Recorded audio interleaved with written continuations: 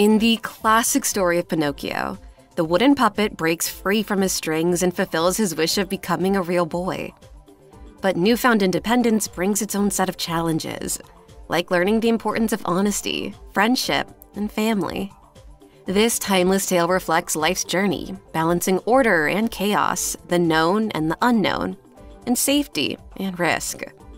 In this video, let us gain confidence from lobsters, see how the lotus flower's journey mirrors our search for meaning, and explore insights into human nature from young skateboarders. Rule number 1. Stand up straight with your shoulders back. You've probably heard of the term the pecking order, but do you know where it comes from? Well, it all started with a Norwegian zoologist named Thorleif Skeiderup Ebbe back in the 1920s. He was studying chickens and noticed something interesting. They have a clear social hierarchy. The healthiest and strongest chickens always get to eat first, while the weaker ones have to settle for scraps. But it's not just for chickens. You'll notice this in many other animals too, like lobsters perhaps. In lobsters, the winners of fights over shelter spots have different brain chemistry than the losers. Winners have more serotonin, which makes them confident and upright, while losers have more octopamine, which makes them tense and submissive. Similar dynamics happen in human societies too. People who struggle with things like alcoholism or depression tend to avoid competitive situations, which can make their problems worse. On the other hand, confident people who are on winning streaks often show it in their body language, which helps them keep winning. Just like lobsters, humans are always comparing themselves to each other, and confident posture can give you an edge in life. Rule number 2. Treat yourself like someone you are responsible for helping. Imagine if your dog was sick and the vet gave you a prescription to help. You wouldn't ignore it, right? Surprisingly, research says about 1/3 of people ignore prescriptions from their doctors. So why do we take better care of our pets than ourselves? Part of the reason is that we're often hard on ourselves. We feel like we're not good enough and don't deserve to feel good. This idea of feeling unworthy goes way back to the story of Adam and Eve. They were tricked into eating a forbidden apple by a sneaky serpent, which symbolizes the corruption within all humans. This story makes us aware of our darker side and can make us feel like we don't deserve good things. But wait, it's not all that gloomy. There's another way to see it. The story can also represent the natural balance of good and bad in the world. This balance is seen in Eastern philosophy with the yin-yang symbol, where light and dark exist together. Finding harmony means balancing these two sides, not trying to be perfectly good. It's like trying to protect a child from everything bad. It's impossible and can lead to too much control. So take care of yourself like you would a loved one, and focus on what's best for you, even if it's not always what makes you happy. Rule number 3. Make friends with people who want the best for you.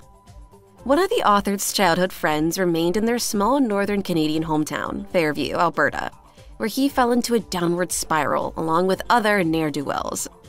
Whenever the author returned home and got caught up with his friend, he witnessed his gradual decline from youthful potential to aging resentment. It became evident that his friend's negative environment was dragging him down, a situation that can happen to anyone. This phenomenon mirrors workplace dynamics, where placing an underachiever among high performers can lead to a decline in overall performance, contrary to expectations. Thus, the third rule emphasizes surrounding oneself with supportive friends, as they can foster positive change. Being selective about friendships isn't selfish, it's about mutual support and encouragement. Such friendships facilitate individual success and contribute to collective achievements. The author's experience in college with a supportive group highlights the importance of surrounding oneself with like-minded individuals who uplift and inspire. Good friends don't tolerate negativity. Instead, they encourage each other to overcome setbacks and stay on the path to success. Rule number 4. Compare yourself to who you were yesterday, not to who someone else is today. Once upon a time, being a big fish in a small pond was a thing. But with the internet, even the idea of a small community is ancient history. Nowadays, we're all a part of a global community, and there's always someone out there who seems better than us. This raises the issue of self-criticism. It's crucial to critique ourselves. It gives us goals to strive for and keeps life meaningful. Thankfully, humans tend to see the present as lacking and the future as full of promise, which motivates us to improve. Yet self-criticism can turn ugly when we start comparing ourselves to others. This leads to black and white thinking, where we either succeed or fail, ignoring the small but significant improvements. Comparisons also make us focus on one aspect of our lives, blowing it out of proportion. Instead, we should judge ourselves based on our own past accomplishments, not others. This way, we keep progressing and challenging ourselves. Rule number 5. Do not let your children do anything that makes you dislike them. Have you ever wondered why some parents seem to ignore their rowdy kids? Are they just being careless or cleverly letting the little tornado tire itself out? Parenting methods have seen a lot of changes over the years, sparked by debates about whether our behavior is shaped more by nature or nurture. Back in the day, people thought our ancestors were all sweetness and light until civilization came along and messed things up. But now we know better. Kids are born with some pretty strong instincts, and it's up to us to teach them how to be decent human beings. That's where the 5th rule of parenting comes in. Parents need to shape their kids into responsible and likable adults. It's a tough job, but someone's got to do it. And it's better they learn the ropes from us with all our love and understanding than from the school of hard knocks later on. So let's break it down into 3 simple steps. First, keep the rules simple and clear. Too many rules just confuse the little ones. Next, use consequences that match the offense. Sometimes a disappointed look is all it takes, while other times a timeout might be needed. Lastly, stick together as parents. Kids are smart and will try to play one against the other, so presenting a united front is key. Remember, every parent makes mistakes, but with a supportive partner by your side, you'll catch them before they become big problems. Rule number 6. Set your house in perfect order before you criticize the world. Let's not sugarcoat it. Life throws us a lot of curveballs and it can feel pretty rough at times. But here's the thing. That doesn't mean we should throw in the towel. Throughout history, folks like Leo Tolstoy, aka the master of realistic fiction and one of the most renowned novelists in the world, have faced life's challenges head-on, but some have seen things as so grim that they've considered extreme measures like suicide. Tolstoy himself believed that facing life's injustices head-on was a sign of weakness, and that ending it all might be the most honest response. Others have taken drastic actions like committing murder-suicides, which sadly happen far too often. But even in the face of such bleakness, Tolstoy's message remains clear. Instead of blaming the world, take control of your own life first. Another Russian writer, Alexander Solzhenitsyn, endured unimaginable hardships, from fighting in World War II to being imprisoned in a Soviet gulag, and then finding out he had cancer.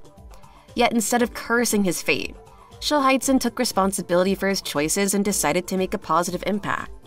He penned the Gulag Archipelago, shedding light on the horrors of the Soviet regime and helping to change the course of history. Now, before we move on to rule number 7, let's take a quick recap of what we've learned so far. 1. Maintain confident posture. Just as in nature's hierarchy, confident body language can enhance your standing in life. 2. Practice self-compassion. Treat yourself with kindness and prioritize your well-being, akin to caring for a loved one. 3. Choose supportive friends. Surround yourself with positive influences who uplift and encourage personal growth. 4. Focus on personal growth. Measure progress against your past self, avoiding detrimental comparisons to others. 5. Parent with intention. Shape your children into responsible and likable adults through clear rules, appropriate consequences, and parental unity. 6. Take control of your life. Rather than blame the world for its challenges, focus on improving yourself and taking responsibility for your actions. Rule number 7. Pursue what is meaningful, not what is expedient. Ever heard the tale of the monkey in the cookie jar? Legend has it there was a cookie inside a jar just waiting to be grabbed. The monkey's hand could fit in, but once he grabbed the treat, he couldn't pull his fist out. The moral? Greed has its price. The monkey ended up stuck because he refused to let go of the cookie. Sound familiar? Humans often chase short-term pleasures that aren't in their best interest. We're reluctant to make sacrifices for long-term gains. When life feels like a pit of despair, it's tempting to seek immediate gratification to numb the pain. Binge eating, drinking, or other indulgences seem like quick fixes. But there's another side: sacrifice. Ancient tribes stored food for winter or helped those in need. Our suffering is seen as a sacrifice for future joy. So rule number 7.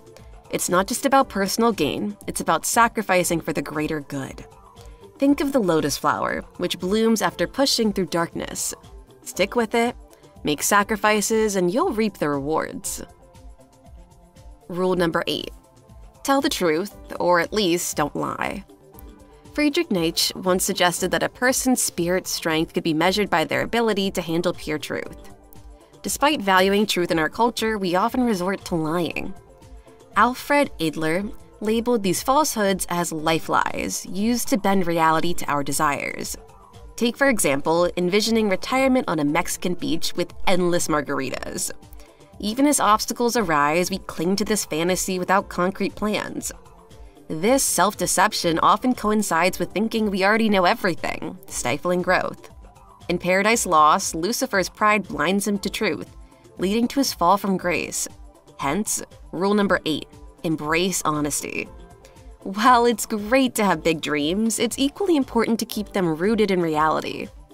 As you learn and grow, be flexible with your goals. Rule number 9. Assume that the person you are listening to might know something you don't. Even long after he passed away, people still think Socrates was one smart cookie. You know why? 'Cause he was cool with admitting he didn't know everything. He believed in chatting things out, just like having a convo with yourself. It's like playing both sides of an argument in your head, trying to see what makes the most sense. But here's the thing. When we talk to others, it's supposed to be like that too. We bounce ideas off each other, sort of like when kids discuss playing on a roof. One suggests it, the other brings up the dangers, and they figure out what's best together. But hey, sometimes chats go south. Instead of listening and learning, it turns into a showdown of who's right. That's why rule number 9 is all about listening up and thinking you could learn something new from anyone.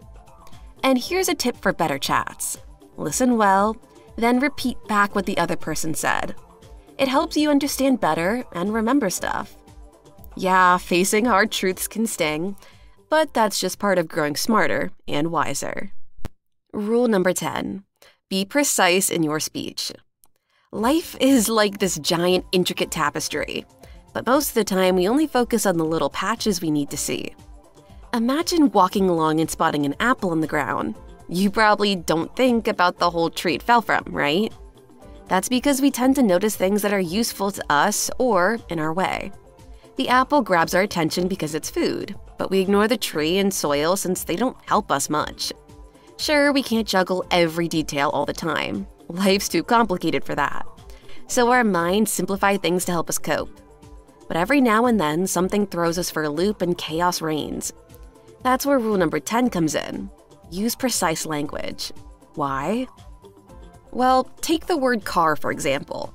You know what it is, but when it breaks down, do you know how to fix it? Nah, it's suddenly this complex beast causing frustration. Same deal with your health. When you're sick, you gotta tell the doc exactly what's up so they can help. And in relationships, honesty and precision make everything smoother. So next time your partner leaves a mess, speak up. It's the key to a happier life. Rule number 11. Do not bother children when they are skateboarding. In George Orwell's book, The Road to Wigan Pier, he talks about how socialism became popular in England. It wasn't because people felt sorry for miners, it was because they were angry at the rich. Today, some people are angry at the patriarchy, which is a system where men hold most of the power. Max Horkheimer from the Frankfurt School said education should focus on changing society. He thought the patriarchy needed to be destroyed. This idea is still taught in many humanities courses today. But being angry at men can sometimes go too far. Some men feel attacked just for being men. While some men do bad things, many use their energy for good things like competition and progress. Think about skateboarders at the University of Toronto. They were fearless and daring until skateboarding was banned. This shows us that we shouldn't stop young people from exploring and taking risks. Taking away masculinity can lead to bad things, like how in Fight Club, we see how aggression can turn into a tempting but dangerous fruit, leading to fascist tendencies. Similarly, today we see a rise in right-wing politics as a real-world reaction to feelings of weakness. But here's the truth. Women don't want boys to grow up without the chance to learn and be independent. Mothers wouldn't want to raise boys who can't take care of themselves, right? Rule number 12. Pet a cat when you encounter one on the street. Have you ever had to take care of someone who's sick? It's tough, right? The author knows this firsthand because their daughter has been dealing with severe arthritis since she was just 6 years old. She's had to endure constant pain, lots of injections, and even surgeries for joint replacements. If you were in the author's shoes, you might feel like life is really unfair. But here's the thing. The tough times, the moments filled with pain and sorrow, they make the good times even more precious. Think about Superman. When he was first introduced, everyone loved him. But as writers kept giving him more and more powers, people started to get bored. Why? Because without the risk of danger, his victories felt empty. It's the same with life. The good moments wouldn't mean much if we didn't have to struggle through tough times to get to them. That's why it's crucial to follow rule number 12. Appreciate even the smallest joys in life. By doing this, you'll be able to find happiness in every little thing. And when life gets hard, as it often does, you'll have those happy moments to hold on to. After years of pain, the author's daughter finally found a physiotherapist who helped her improve her mobility and reduce her pain. Sure, there may be more challenges ahead, but for now, they're both grateful for the improvements they've seen.